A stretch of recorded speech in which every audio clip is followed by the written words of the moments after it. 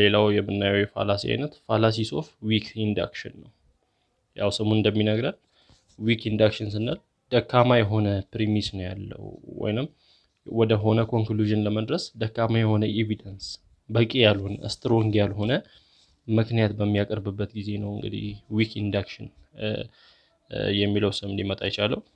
the fallacy of weak induction violates the principle of sufficiency የዚህ የሰፊሸንሲ ፕሪንሲፕል ወይንም በቂ የሚባለው መርህ የማያሟላ ሲሆን ያ ማለት ፕሪሚሶቹ አሉ አርጊመንቱ ኮንክሉዥን ወደ ኮንክሉዥን ለመድረስ በቂ የሆነ ፕሪሚሶችን ማስቀመጥ አለበት ሰፊሸንት የሆነ ፕሪሚሶችን ማስቀመጥ አለበት ያንን ነገር ሲጥስ ሰፊሸንት የሆነ ፕሪሚስ ማስቀመጥ ሳይችል በቂ ምክንያት ማቅረብ ሳይችል ሲቀር ነው ማለት ነው ሰፊሸንት የሆነ ምክንያት ማቅረብ አይችልም በዚህ ፋላሲ ኦፍ ዊክ ኢንዳክሽን ጊዜ።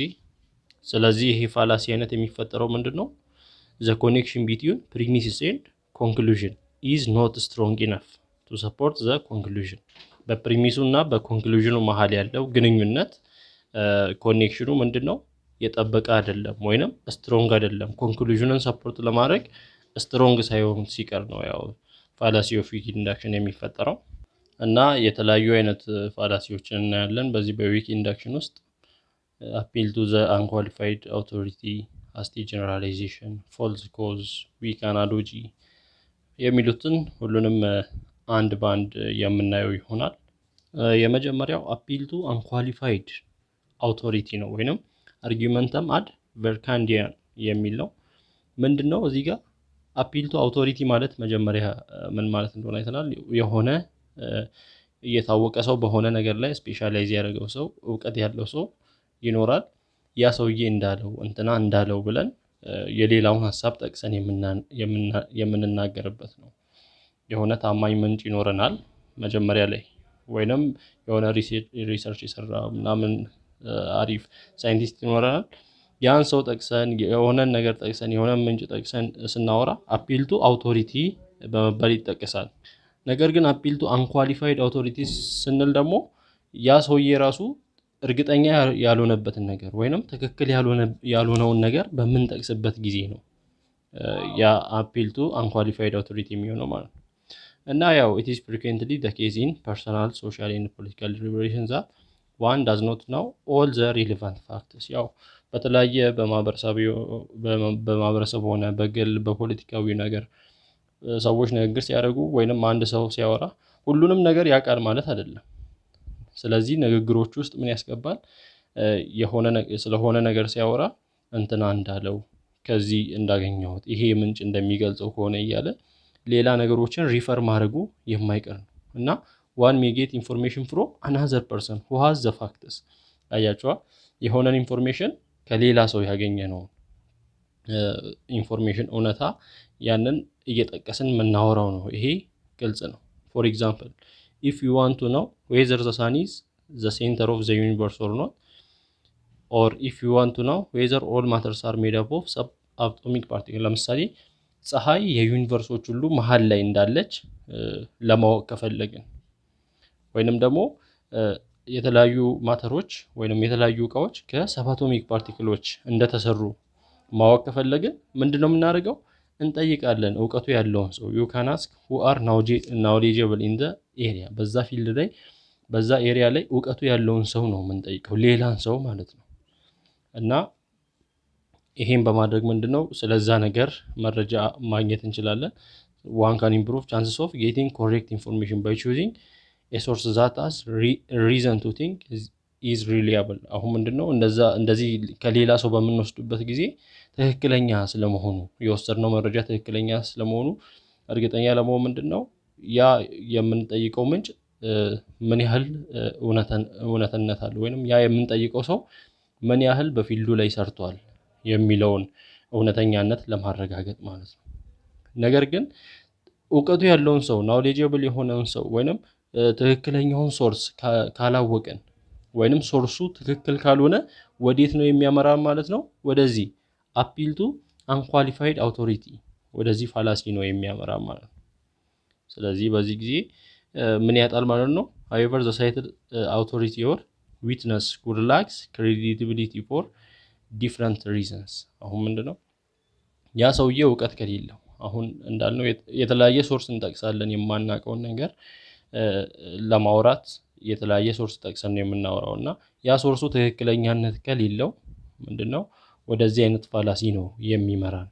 ያ የምንጠቅሰው ሰውዬ ዘ ፐርሰን ማይት ላክ ዘ ሪኩዊዛይት ኤክስፐርታይዝ እውቀቱን ላያገኝ ይችላል፣ ወይንም በዛ ነገር ላይ ጠልቆ ያልተመራመረበት ሊሆን ይችላል።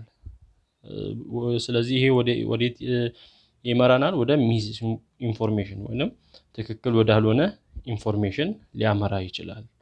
ስለዚህ ይሄ ነው እንግዲህ አፒል ቱ አንኳሊፋይድ አውቶሪቲ ስንል የሆነ በዛ በዘርፉ ትክክለኛ እውቀት የሌለውን ያ ሰውየው ወይንም በዛ ያ ዘርፉ ራሱ ትክክለኛ ያልሆነውን ነገር ስንጠቅስ አንኳሊፋይድ የሆነ ኳሊፋይ ያላደረገ ነገር በምንጠቅስበት ጊዜ ነው አፒል ቱ አንኳሊፋይድ አውቶሪቲ የሚባለው። ለምሳሌ እዚህ በኤግዛምፕል በምናይበት ጊዜ the famous artist Warko said that Vera pasta is the most nutritious food. So Vera pasta must be the most nutritious food ይላል። ምንድነው እንደ ፕሪሚስ ያስቀመጠው እንደ ምክንያት ያስቀመጠው ታዋቂው አርቲስት ወርቁ የሚባል ታዋቂ አርቲስት አለ። እሱ ምን ብሏል? ቬራ ፓስታ በጣም ኒውትሪየንስ የሆነ ፓስታ ነው ወይንም ምግብ ነው። እና ግን አሁን ይሄ ወርቁ የሚባለው አርቲስት በምግብ ላይ ምን ያህል ኤክስፐርታይዝ ነው ምን ያህል እውቀት አለው የሚለውን አናውቀው።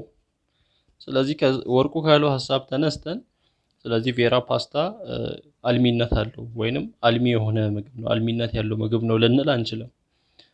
ጥርጣሬ ውስጥ ነው የሚከተን። አርቲስት ነው ሰውየው፣ ነገር ግን በምግብ ዙሪያ አጠና አላጠና የሚለው ነገር አልተጠቀሰም። ስለ ምግብ ናይትሬት ወይንም ኒውትሪሽንነት ደግሞ ሊያወራ የሚችለው በምግብ ኤክስፐርታይዝ የሆነ ሰው ነው፣ ስለ ምግብ የሰራ ሰው ነው። ስለዚህ ይሄ ምን ያደርገዋል ማለት ነው? ዊክ እንዲሆን ያደርገዋል፣ ዊክ ኢንዳክሽን እንዲሆን ያደርገዋል። ወይንም አርጊውመንቱ አፒል ቱ አንኳሊፋይድ አውቶሪቲ ምንድነው? ኳሊፋይ አያደርግም ስለ ምግብ። አርቲስት ነው እንጂ ታዋቂ ስለሆነ ምናምን ስለ ምግብ ያውቃል ማለት አይደለም። ስለዚህ ኳሊፋይ አያደርግም ይሄንን ሐሳብ ወርቁ ስላለ ብቻ እንደዚህ ብለን መደምደም አንችልም። ቬራ ፓስታ አልሚነት ያለው ምግብ ነው ብለን መደምደም አንችልም ነው። ሌላው ኤሞር ሰብተል አፒል ቱ አንሪሊያብል አውቶሪቲ ሪሊያብል ያልሆነን አውቶሪቲ አፒል ማድረግ ወይንም የሚጠቅስ ደግሞ ምንድነው? when a well-known expert in one field is cited as an expert in another field even though he or she lacks expertise in it በአንድ ፊልድ ያጠና ሰው ስለሌላ ፊልድ ወይንም ስለሌላ ነገር ሲያወራ በዛኛው ፊልድ ላይ ኤክስፐርታይዝ ሳይሆን ወይንም በዛኛው ፊልድ ላይ ዕውቀቱ ሳይኖረው በሚያወራበት ጊዜ ለምሳሌ ፕሮፌሰር ከበደ who is an expert in animal science ተመልከቱ፣ በአኒማል ሳይንስ ነው ኤክስፐርት የሆነው ወይንም ያጠናው ማለት ነው። ዕውቀቱ ያለው በአኒማል ሳይንስ ነው። ፕሮፌሰር ከበደ ምን ብሎ ነው አርጊው ያደረገው? argues that in complex societies there is higher level of division of labor and less complex societies there is less division of labor። አያችኋ? ስለምን ስለ ሶሳይቲ ነው ያወራ ያለው፣ ስለ በሶሳይቲ ውስጥ ስላለው የሰው ጉልበት ወይንም የሰው አቅም እንዴት እንደሚከፋፈል ነው ያወራ ያለው። ነገር ግን እሱ ያጠናው ስለምንድን ነው? ስለ አኒማል ሳይንስ ነው። ምንድነው? ፊልዱ አይገናኝም። ስለዚህ ፍላውድ የሆነ ነው ወይንም ስህተት ያለበት ነው ይሄ አርጊውመንት በምናይበት ጊዜ። ምክንያቱም ስፔሻላይዝድ ያደረገው ፊልድ ሌላ፣ እሱ የሚያስቀምጠው ኮንክሉዥን ፕሮፌሰር ከበደ የሚያስቀምጠው ኮንክሉዥን ሌላ ፊልድ፣ አንሪሌትድ ያልሆነ ፊልድ። ስለዚህ እንደዚህ ኳሊፋይድ የማያደርገውን አውቶሪቲ አፒል በሚያደርግበት ጊዜ ወይንም በዚህ ጊዜ አፒል ቱ አንኳሊፋይድ አውቶሪቲ እንላለን። በዛ በዘርፉ ዕውቀት የሌለው ሰው ያወራውን ንግግር ይዘን ወደ ኮንክሉዥን በምንሄድበት ጊዜ ይሄ አርጊውመንት ሌላ የሚያሳስበን ነገር ምንድነው? ወይንም የሚያነሳልን ፖይንት ምንድነው? በአይምሯችን መያዝ ያለብን when evaluating an appeal to authority namely that the appeal to authorities in matter of controversy is often problematic። አሁን ይሄን አውቶሪቲ የሆነን ሰው ስንጠቅስ እንትና እንዲህ ብሏል፣ የሆነ አውቶሪቲ የሆነ ስልጣን ያለው ሰው እንዲህ ብሏል ብለን በምንናገርበት ጊዜ በእንትን ጊዜ አይሆንም። ይሄ በኮንትሮቨርሲ በሞግት በክርክር ጊዜ በነትርክ ጊዜ የማይሆን ነገር ነው። አንደኛው ሰውዬ እንትና እኮ እንደዚህ ብሏል፣ በዚህ ፊልድ ያጠና እንደዚህ ሰው እንደዚህ ብሏል ብሎ ሲያወራ ሌላውም ሰው የራሱን ሌላ የሚጠቅሰው ሰውዬ ይኖራል። በዛ ጊዜ አውቶሪቲዎቹ ራሱ የዲስአግሪ የሚያደርጉበት ፖይንት አለ። ስለዚህ መቼም ላንግባባ ነው ማለት ነው። አርጊመንታችን ትክክል ላይሆን ነው። ሌሎችን አውቶሪቲዎችን በምንጠቅስበት ጊዜ በእንትን ጊዜ አይሆንም። ይሄ በኮንትሮቨርሲ ጊዜ ኢንደ ማተር ኦፍ ኮንትሮቨርሲ የማይሆን ነገር ነው። በሙግት በክርክር ጊዜ የማይሆን ነገር እንደሆነ ነው የሚነግረን። ምክንያቱም አውቶሪቲዎቹ ራሱ እኛ የምንጠቅሳቸው አውቶሪቲዎቹ ያኛው ሰው የጠቀሰው አውቶሪቲ እኔ የጠቀስኩት አውቶሪቲ ሲጀመር ላይግባቡ ይችላሉ እርስ በራሳቸው በራሱ ማለት ነው። ይሄም እናየውም በሪሊጂየስ ሞራል ኢሹስ በእነዚህ አይነት ጊዜ አሁን የሃይማኖት ክርክር በሚደረግበት ጊዜ ወይንም የሃይማኖት ንግግር በሚደረግበት ጊዜ የሚጠቅሱት አንደኛው ሰውዬ ይሄኛውን ሰው ከጠቀሰ ሌላኛውን ይጠቅሳል እንትና እንዳለው ይላል። አያቸው አውቶሪቲው የሚጠቅሱት አውቶሪቲ ራሱ የተለያየ ስለሚሆን ምን አይሆንም ማለት ነው። ወደ በቃ ይሄ አንኮንቪንሲንግ ነው። ወደ አንድ ነገር ሊመጡ አይችሉም ማለት ነው። ስለዚህ በእንደዚህ አይነት ጊዜ እንደዚህ አውቶሪቲዎችን መጥቀስ አያስፈልግም። ሲጀመር አውቶሪቲዎቹ ዲስአግሪ ስለሚያደርጉ። ሌላው ፋላሲ ኦፍ ዊክ ኢንዳክሽን አይነት ምንድነው? አፒል ቱ ኢግኖራንስ ወይንም አርጊመንተም አድ ኢግኖራንቲየም የሚል ነው። ምንድነው ይሄኛው ደግሞ የሚያሳየን? when the premise of an argument states that nothing has been proved one way or the other about something and the conclusion then makes a definite assertion about that thing። ይሄ ፋላሲ የሚያነሳው ምንድነው? ፕሪሚሱ ላይ ፕሩቭድ ያልሆኑ አርጊመንቶችን ያነሳል። ፕሩቭድ ያልሆነ ነገር ያነሳና ስለዚህ ፕሩቭድ ስላልሆነ ብሎ ወደ ኮንክሉዥን ይገባል ማለት ነው። በዚህ ጊዜ ምንድነው አፒል ቱ ኢግኖራንስ በማለት እንጠራለን። በምሳሌ ስናየው ይሄንን እዚህ ጋር ስናይ people have been trying for centuries to provide conclusive evidence for the claim that ኃይለ ሥላሴ the first of Ethiopia is the descendant of King David of Israel። አሁን እዚህ ጋር የሚለው ምንድነው? ሰዎች ለዘመናት ወይንም ለሴንቸሪዎች ማስረጃ ለማቅረብ ሞክረዋል። ኃይለ ሥላሴ የዳዊት የዘር ግንድ እንዳለባቸው ለማሳየት ኤቪደንስ ለማቅረብ ሞክረዋል ለብዙ ጊዜያት። ነገር ግን and no one has ever succeeded ነገር ግን እስካሁን ማንም ያሳየ የለም ነው። ኃይለ ሥላሴ የዳዊት የዘር ግንድ እንዳለባቸው የእስራኤል ንጉስ የዳዊት ማለት ነው የዘር ግንድ እንዳለባቸው ሊያሳይ የቻለ ማንም ሰው የለም ይላል። ከዛው ወደ ኮንክሉዥኑ የሚደርሰው ምን ብሎ ነው? therefore we must conclude that ኃይለ ሥላሴ the first of Ethiopia is not the descendant of King David of Israel።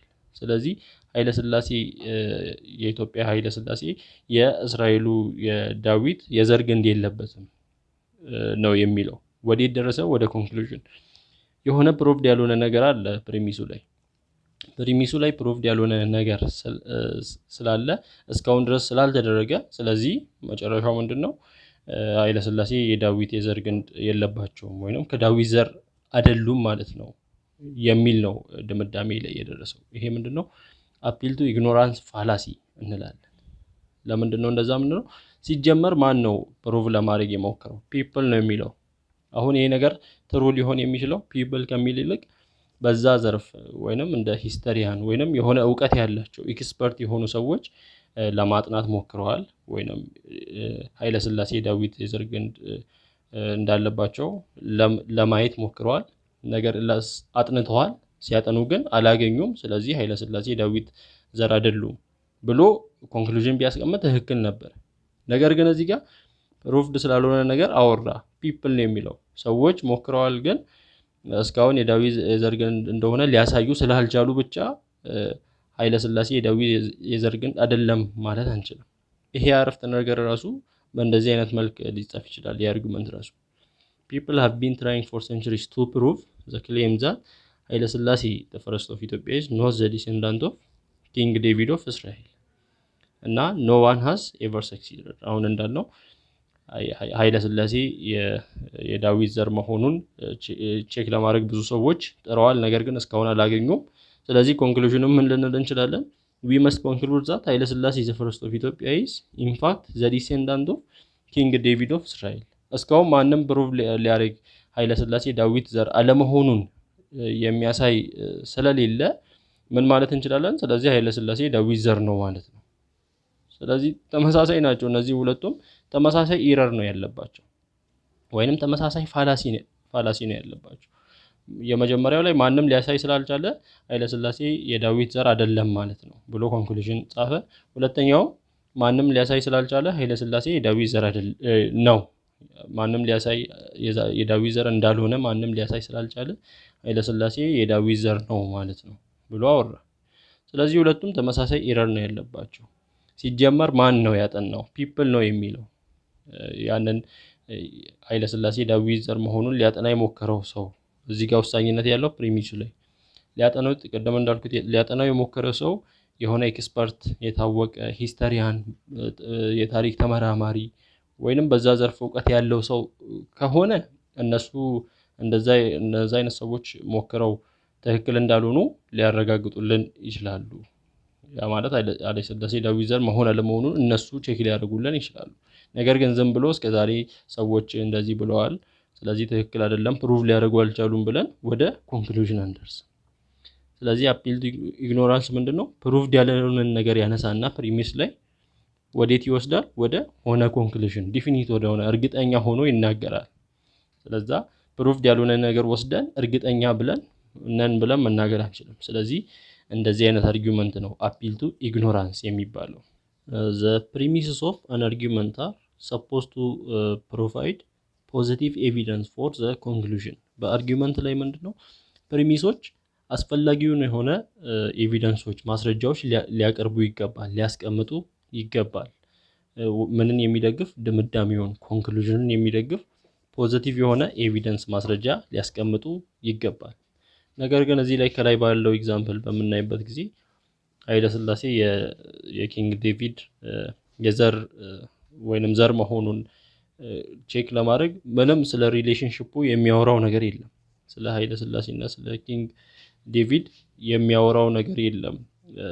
ነገር ግን ምንድነው ሰዎች ብቻ የሆነ ነገር አይደንቲፋይ ቴል አስ ዛት what certain unnamed and unidentified people have tried successfully to do ምን unsuccessfully to do የሆነ ሊያደርጉት ሰዎች ሊያሳዩ አልቻሉም ብቻ ነው እንጂ የሚለው ነገር ግን ከኃይለ ሥላሴና ከዴቪድ ጋር ያለው ግንኙነት ምን እንደሆነ ሊያሳየን ሪሌሽንሺፓቸውን ሊያሳየን ሊያጠናም አልፈለገም እና እንደዛ አይነት ፕሪሚስ አላስቀመጠም። ያስቀመጠው ምንድነው ሰዎች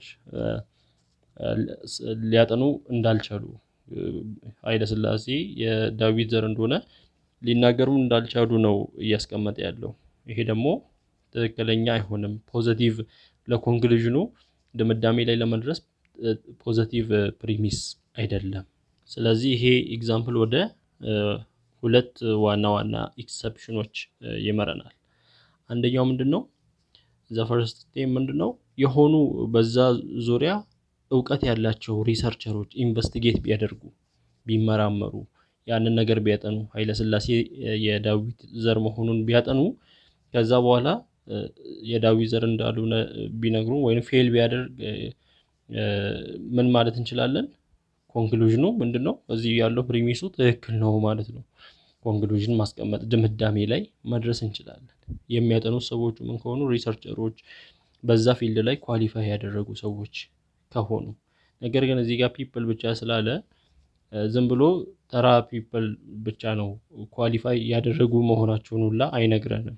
ለምሳሌ ይሄን አርጊውመንት በምናይበት ጊዜ ቲምስ ኦፍ ሂስቶሪያን have tried for long time to verify the proposition that King Theodore II of Ethiopia did not commit suicide during the British attack of Magdala። አሁን የሆነ የሂስቶሪያን የታሪክ ተመራማሪዎች ቴዎድሮስ ብሪቲሾች አታክ ሊያደርጉ በመጡ ጊዜ ራሱን አጥፍቷል ይባላል። ያንን በሚያጠኑበት ጊዜ ራሱን አላጠፋም ወይ የሚለውን ቼክ ለማድረግ ሰርተው ነበር። ነገር ግን they failed to do so። ነገር ግን ያንን ሊያቀርቡ አልቻሉም። ራሱን አላጠፋም የሚል ማስረጃ ሊያቀርቡ አልቻሉም። ስለዚህ we must conclude that King Theodros actually committed suicide at Magdala። ስለዚህ ቴዎድሮስ ምን አድርጓል ማለት ነው? በመግደላ ራሱን አጥፍቷል ወይንም ራሱን ሰውቷል እንላለን። እዚህ ጋር ያጠኑ ሰዎችን ስናይ ምንድነው ሂስቶሪያንስ ናቸው። ራሱን አላጠፋም ወይ ብለው ሲመራመሩ ምንም መረጃ ሊያገኙ አልቻሉም። ስለዚህ ራሱን አጥፍቷል ማለት ነው። ራሱን እንዳላጠፋ ማሳየት አልቻሉም።